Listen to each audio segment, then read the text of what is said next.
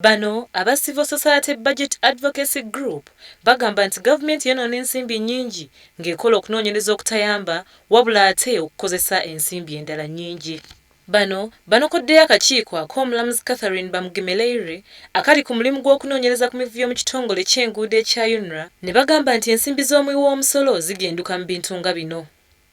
Julius Mukunda era nga ye mukwanaganya w'emirimu eno agamba nti obukiiko nga buno bwonna malya ga nsimbi. Nti Minister wa Finance afulumye reporter etulaga nti economy yaffe eri etya. Sente mekaze tulina mu banka. Amabanja ga government geyina agali gatya. Inflation eri etya ebyobusuubuzi biri bitya. Bagamba nti report ejja kutulaga nti ng'obulute bunaaba kutandika nti economy yaffe ebadde bweti. Kati report eno tetunaba kugira.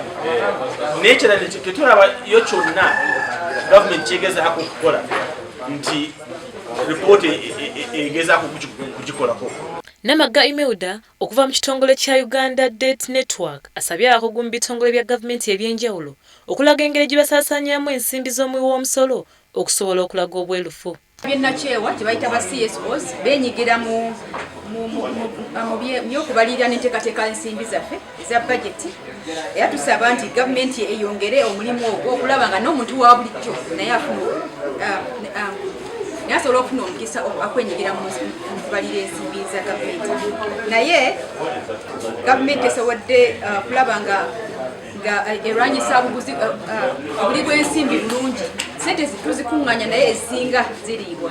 Tulaba gavumenti okuba nga erwanisa obuli bw'ensimbi n'okulaba nga gavumenti esala ku bintu ebimu bye tulaba nga wasteful expenditure. The former executive bring in a new one who straight away fires the whole team and recruits a new team. Probably that was going to be part of the recommendation of the pro. Secondly, the new team that is currently there, it has structured itself. It's looking at the new ways on how to fund road networks.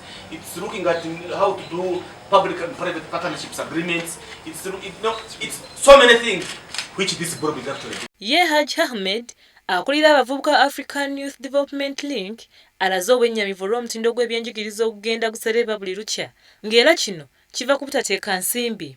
Tukimanyi era bangi mwalaba amalwaliro gaffe nga bwe gali nga eddwaliro lya Biimu nga bwe lyali.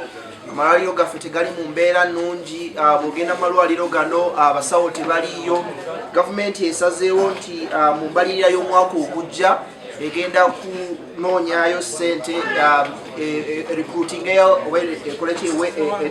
ewandiikeyo abasawo 885. Ffe tusuubira nti mu mbeera y'amalwaliro ne mu mbeera y'eggwanga nti weesangiriza nti abantu bangi olwaliro bagenda mu malwaliro, so abasawo 850 tebamala. Ffe tugamba nti gavumenti yandibadde enoonya ssente okulaba nti ng'eyongera mu nnamba y'abasawo okusukka kwabo bagamba nti bagamba mbu bagenda okuwandiika 850 bongereko mu basawo be bawandiika. Ate n'ekirala bongere ssente mu sekita y'ebyobulamu okulaba nti amalwaliro gaffe gasobola okubeera nga gali mu mbeera nga yennyini nga bw'oba ogeze mu ddwaliro ate oba tugeze mu ddwaliro okufuna bulwadde nga bwe twalaba mu ddwaliro lya Biimu. Eggulire lino likusakiddwa Eric Wakabi kwa WBS TV Amasonsule.